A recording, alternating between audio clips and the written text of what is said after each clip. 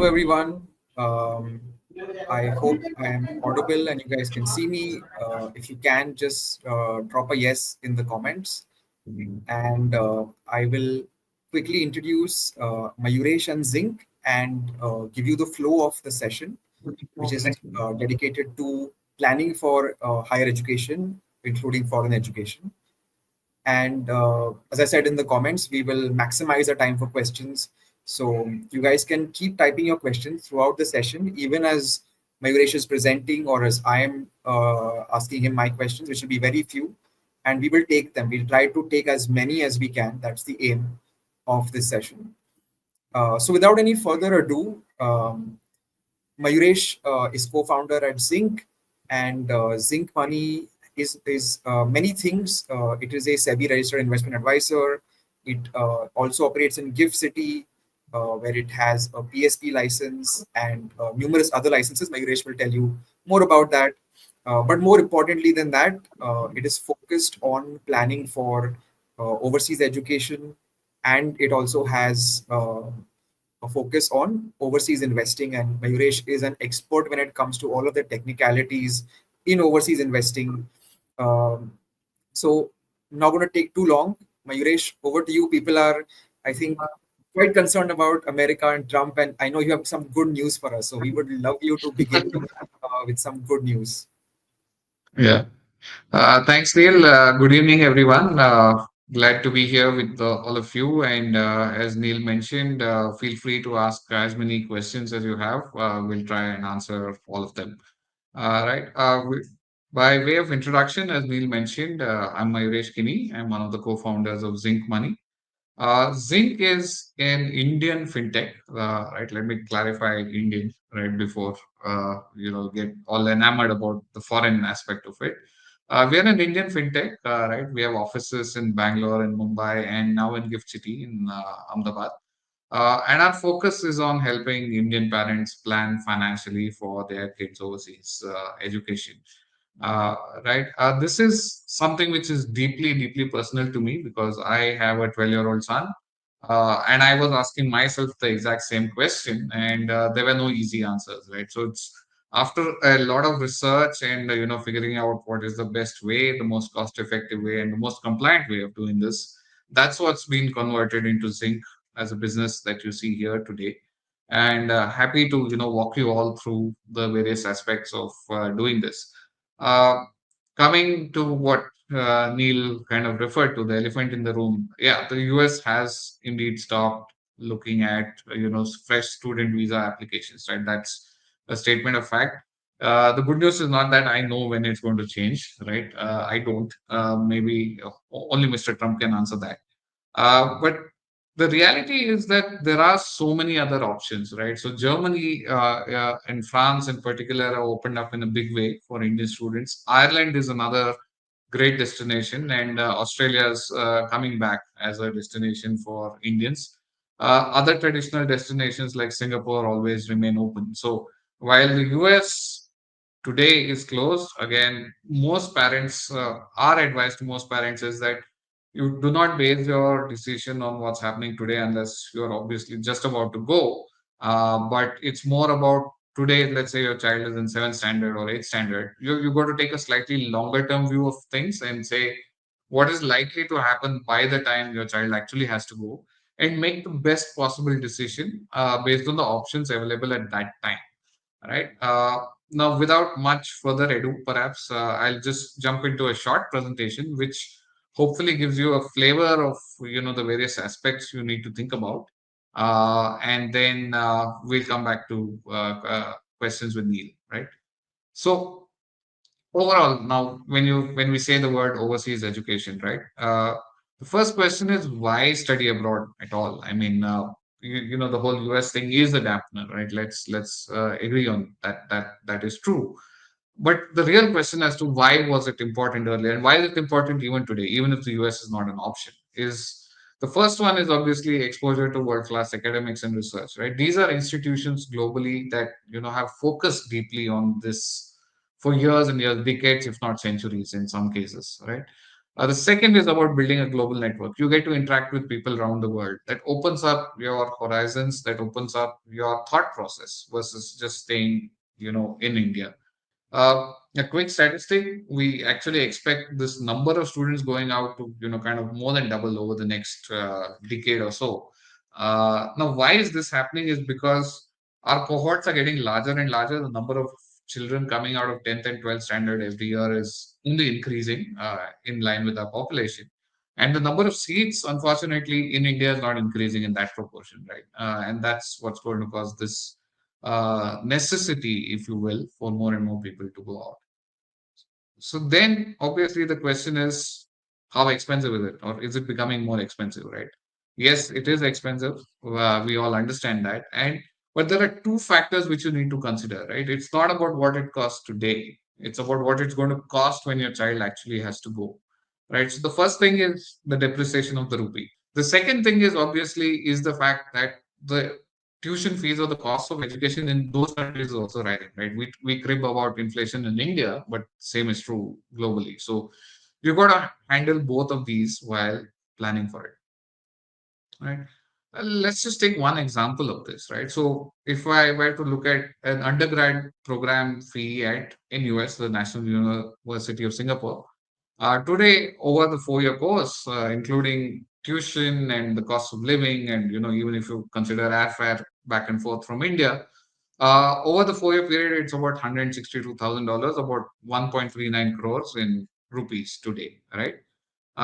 But if you're talking 10 years out, 11 years out, this number, inflation is one thing because there's obviously the fees keep going up each year, and then there's rupee depreciation, right? So if you add these two up, it actually doubles, right? Or more than doubles in this case, this particular case. The longer the time frame that you have, the more and more of this you got to plan. I mean, we have seen investing in USD actually does, or in foreign currency actually helps, right? That's the way you hedge against this currency risk. And how you're hedging against the inflation risk is really taking on equity exposure, right? Finally, how do you do it? Right? I mean, there are multiple ways of doing it. The easiest way is obviously you take a domestic feeder mutual fund. There are many of these which exist in the market by some many half fund houses, right? Edelweiss has some, Motilal has some, Franklin has some, and so on. And HDFC has some. The biggest challenge with this, and this is when I set out to do it, right? You don't necessarily have the ability to plan a 10-year SIP in this simply because there is a system-wide cap of $7 billion that SEBI has imposed and a $1 billion cap per scheme that SEBI has imposed, and which causes a lot of these funds to stop SIPs whenever that cap is hit. And then it opens up again whenever the AUM drops below that. And then you start again, then you stop again. Now, that's not a good way to plan for an event of this nature because otherwise you're losing the benefit of time in the market, right? You actually want to be saving regularly to kind of get there. Now, the flip side of it is you could say that fine, I'll just go to the US market and buy things. I can SIP over there. There are various platforms where I can do that. There is a secondary problem, right? I mean, you have to understand international taxation before you take direct exposure of that nature. And in this case, it's US estate tax, right? US taxes work on debt, right? So if you had a portfolio of US ETFs or you had any other property in the US or any other asset in the US, as far as the US is concerned, you're a non-resident, right? And you're not an American citizen. Most people, yeah, in this webinar are Indian citizens and Indian residents. So you classify as a non-American, non-resident, right? So any asset that you own in the US, which is US domicile, right, includes a share or an ETF or an RSU or an ESOP, by the way, that applies to even those things. If you were to pass away, the US government will take away up to 40% of that above anything above $60,000. I think there was a great article by Anil Poste of Mint a few weeks back on this very topic, and that's what we actually recommend to all our clients, right? So there is no issue of SIP, there is no issue of US estate tax because this is a European investment. While it may have underlying US exposure, that is a fund which is doing that. That's not you as an individual, and therefore the US estate tax doesn't apply. Of course, there are the whole thing around Indian LRS limits of $250,000 per year apply. There are compliances you need to do in terms of income tax. But most platforms, Zinc included, right, will give you this on a on a very simple basis. You can just download your tax report, literally, and get going. Uh, this is pretty much what I just spoke about usage. Neil, perhaps we can, just take a few questions, and then we can get deeper into specific topics as we go along. To start off with, Mayuresh, could you give us some of the cost differentials or the costing of different countries? How much does it? So, Mm, for example, when we did our interviews with Radhika Gupta and Deepak Shenoy, so Radhika's mm, son uh, is 2 years old, Remy, his name is, and she has budgeted 10 crores, presumably when he turns 18. So, 16 years hence, she thinks it will cost 10 crores. And that's caused some panic among people. How do we accumulate 10 crores a lot? Because people haven't noted that it is 16 years from now. So the amount in today's terms is mm, much lower. And Deepak Shenoy, who also we interviewed, he puts today's cost at 2.4 CR for a US 4-year degree. So it's not 1 year, mm. but 60 lakhs a year is what he estimates for everything, education plus boarding, other incidental expenses, and so on. So do you think those numbers are roughly fine for the US, and are there lower numbers for other countries? Can we begin with that? Yeah. No, great question, Neil. I think, firstly, those numbers are fairly on the ball, right? Without not necessarily scaring off people, but because they're talking of longer term horizons, especially in Radhika's case, it's sheer compounding which is causing that number to be that high. So let's look at the extreme scenarios and then we'll talk about things in the middle, right? So the extreme scenario is actually an Ivy League education in the US, right? That's the gold standard, and therefore it's also gold plated cost, right? I mean, it will cost you something like $80,000 per year today. So that's about $320,000. Add a little bit for inflation and other things, say 350K, give or take. Today, in today's terms, that's 3 crore rupees, right? That's if you were to start today, right? So now, if you were to estimate this, say your child is going to go like 4 or 5 years from now, and you apply a 10% kind of CAGR, factoring in inflation plus rupee depreciation, right? Or you can take a range anywhere between 8 and 12, right? I mean, people have various things, but look, I mean, in 1 year's time, that number is 324 or 3.25. In 2 years' time, it is 3.55. In 3 years' time, it is 3.85, and so on and so forth, right? So let me take the other extreme, which actually happens to be Germany, right? Where if it's a public university, right, the fees are actually zero or close to zero. Because I think people might have a hard time believing that number. So A public university in Germany, the tuition fees is zero, the living expenses are still yours, right? So that they estimate it to be around about 1,000 euros a month, right? In fact, and the Germany is zero is also for country. international students, also for Indian students, Yeah. right? Okay. Yes. Now, Germany, like Canada, by the way, has this concept of you need to show the funds for 1 year even before they give you a visa. So they will actually expect you to put about 11,000 euros into what's called a blocked account in Germany with a bank in Germany. And you cannot access that fund until you actually land up there in Germany and you actually start studying at that institute. And then it's unlocked and then you can use the money. So this amount you're Yeah. saying has to be kept aside. This can't be used. This is You proof have of to fund. deposit it even before you can apply for the Okay. visa. You actually have to, that's part of your visa application process. You have to show that you have the funds necessary to support yourself for 1 year at least before You they show even it in give your you the bank visa. account statement. Submit that. Correct. Okay. No, there's not in your bank account statement. They make you open a bank account there and remit the money there. Okay. Right? So it's actually sitting with a Canadian bank or a German bank. I mean, depending on which country we are talking about. So it's not like you can it's not like you can borrow it from five people, show it in your bank account for a day and pay it back. No, they're like, you send the money there and I won't let you take it back because you can access it only when you come here. Right. But it's actually that low cost. France is, in fact, you have Emmanuel Macron going out and saying, I want 30,000 Indian students by 2030. Today, there are about, I think, 10,000 something. So they're actually looking to triple the numbers.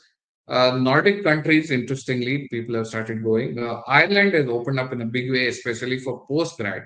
Right, advantages of an Irish, especially there's a whole host of colleges now doing an MBA. These are typically shorter programs. Also, they're 15 months, 12 to 15-month kind of master's programs. So it actually doesn't cost you that much, even in terms of living expenses, right? Because you're talking of a shorter period of time. The fees for an Irish MBA is around about 15,000 euros, and then your living costs, again, you can take another 15,000 euros, 1,000 euros per month being the rough benchmark, 30,000 euros, 30 lakhs, right? It can be even cheaper in some cases, 25 to 30 lakhs, right? That's, by the way, comparable to an Indian MBA cost today. Somebody asked about Australia. If you could Yeah, so elaborate on Australia that. is also okay. So Australia, there are two sides to that coin. Australia is a very welcoming country per se. They've had a little bit of an issue with a few scams around Indian students going and trying a few things. So their vetting is now therefore harder, right? But Australian costs will be obviously it's like more than Irish costs, but it's not going to be in the range of US costs, right? So an Australian MBA would cost about something like about 20 to 45,000 Australian dollars, again, depending on which university you're talking Okay, about. because I'm going to take as Yep. many questions as we can. Next one Yeah. is up. So no, so if employer is giving you RSU, yes. Okay, so this is a classic profile that we get a lot of time. Now, if you hold a single stock and that's 90% of your portfolio, by all means, please sell some of that and either you invest it in Indian equity or other foreign equity. But 90% exposure, if 90% of your wealth is that one stock, you're sitting on a time bomb because if something happens to your company, the double whammy, right? Your stock will crash and you might lose your job. Usage today, it's Zinc Money and IBKR, Interactive Brokers, right? Those are two. There could be others, rates on gains. No, so you pay tax on the capital gains that you make, right? So the way, okay, the question might be a little more in the sense that let's say I invested $100 when it was 80 and I took it out at $110, but by that time the rupee had gone to 90. The way the Indian government says is, okay, you invested 8,000 rupees and you got out 9,900 rupees. So I'm going to tax you 12.5% of 9,900 minus 8,000. Right. So the currency appreciation also is becomes part of your capital gain and will get taxed at that rate. So for kids under 2 years, investment horizon. So this is the perfect use case for something like UCITS, right? Put it in an equity thing, 100% equity because you got such a long time horizon and just don't lose sleep over it. Let it run. I mean, that's the simplest way to plan for this, right? Take a broad index, something like the S&P 500. So then you're not worried about individual company performance going up down within that. Uh, don't necessarily do 100% US, right? Because of vagaries of that country. Do add. So there's like a lovely usage ETF called MSCI World, which kind of covers pretty much the entire world, right? And so it does US, it does Europe, it does Japan, it does developing Asia, all of that. So it literally is picking the best companies across the world and putting it into all single scheme, right? It's called the MSCI World Index. So there are about, I think, 1,300 companies in that. So it's a fantastic option where literally you buy the world with one instrument. I think a lot of you had a lot of fantastic questions. Question about, if you remit the money invested in a fund and then you want to use it for education. So even if you have to bring it back and then send it out as fees, that would only be a transaction cost, in which I'm hopeful that fintechs like Zinc would minimize. Yeah. And would have taken care of the bigger cost, which is the foreign education fees going up, the currency depreciating over many, many years. So that is what this will take, the investment will take care of.